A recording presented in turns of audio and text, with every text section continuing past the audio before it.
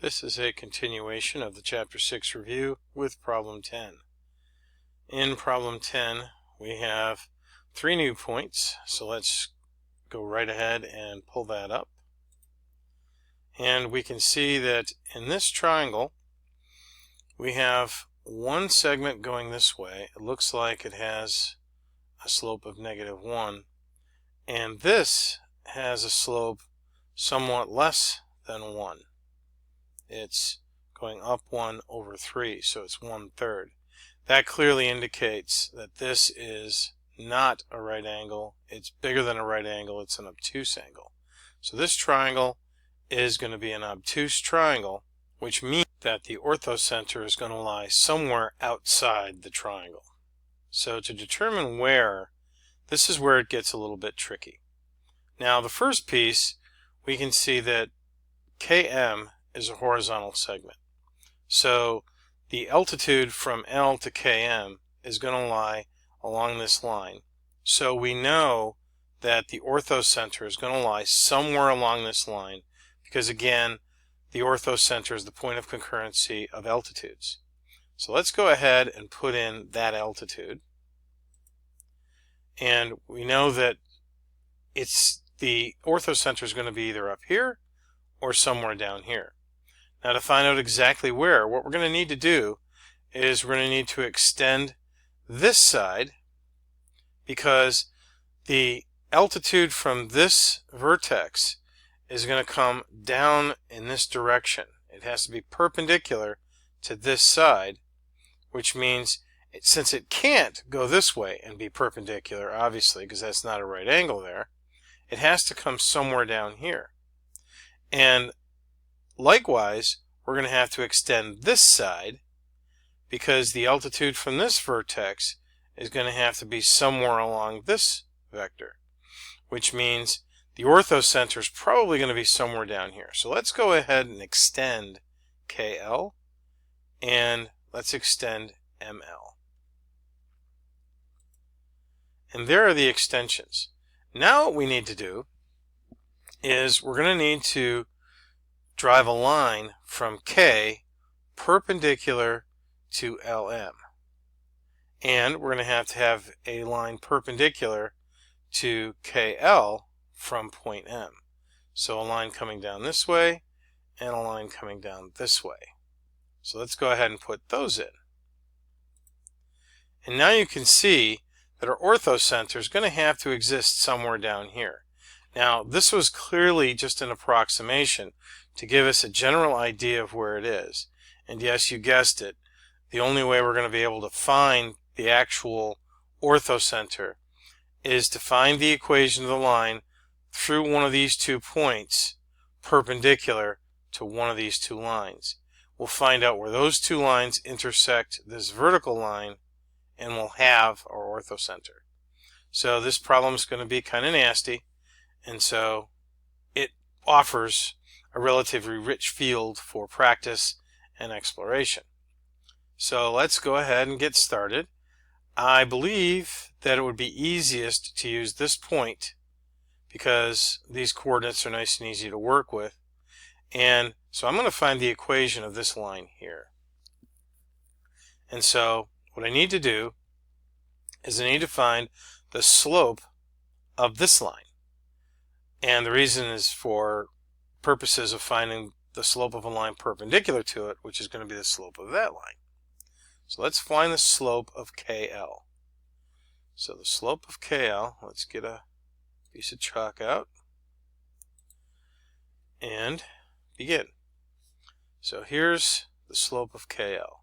It's the difference of the y's, 5 minus 3, over the difference of the x's, -8 minus -6, which gives us 2 over -8 plus 6 is -2, so this gives us a slope of -1, which is nice because that means the slope of this line, being the negative reciprocal, is going to have a slope of 1. So our target slope is 1. So let's go ahead and find the equation of this line. that is a line through this point with this slope. So y minus y1 is 5 equals m, which is just 1, so I don't need to put anything, but I'll put it out there just for kicks and grins, times x minus x1, which is 0. Y minus 5 equals, simplifying this, is just x. Y equals x plus 5. And that is the equation of this line. Now, at this point, which is the point of concurrency of the altitudes, which is the orthocenter, I know that this x and y is the same as this x and y. So that point is exactly the same for the line x equals -6 as it is for y equals x plus 5. Because, as we said before, this line is x equals -6. So if x equals -6, that's all we have to do is put a -6 in here, and we'll have our y coordinate of that point. So y equals -6 plus 5, which is -1. So now we know that our point of concurrency, which is this point right here, is -6, -1. And that is problem 10. In problem 11, we're moving on to midsegments. The problem says, find the coordinates of the vertices of the midsegment triangle for the triangle with the given vertices. Now that sounds a little cryptic, and in order to figure out what this thing is asking for, let's go ahead and draw the triangle. That's our first step. So let's draw a triangle ABC, and I've already done that. So let me bring that up.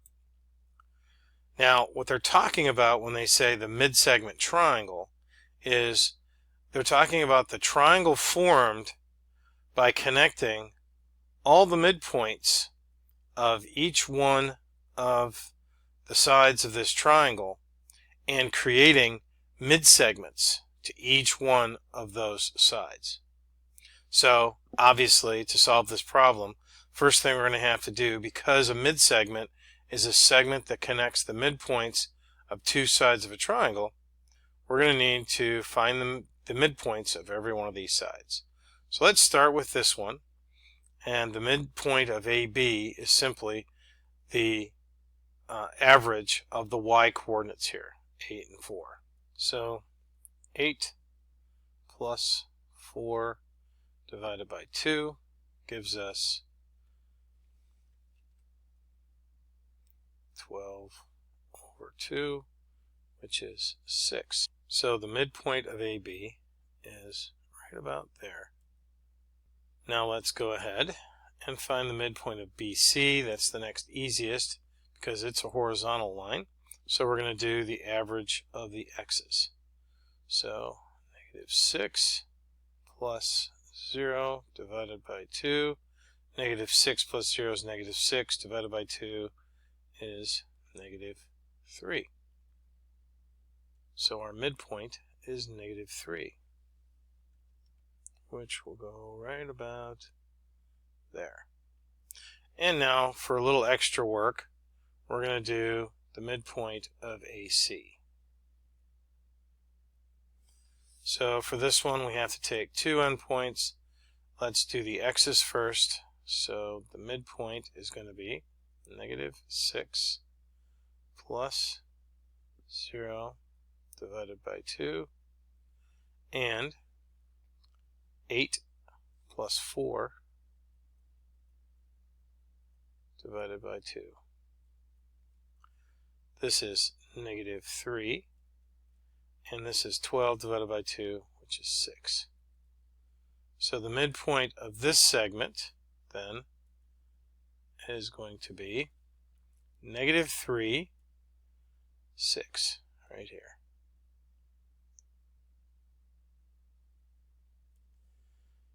And so let's go ahead and create the mid-segment triangle, just so that we can see exactly what's going on here.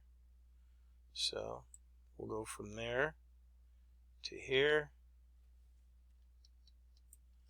and from here to here, and from here down to here.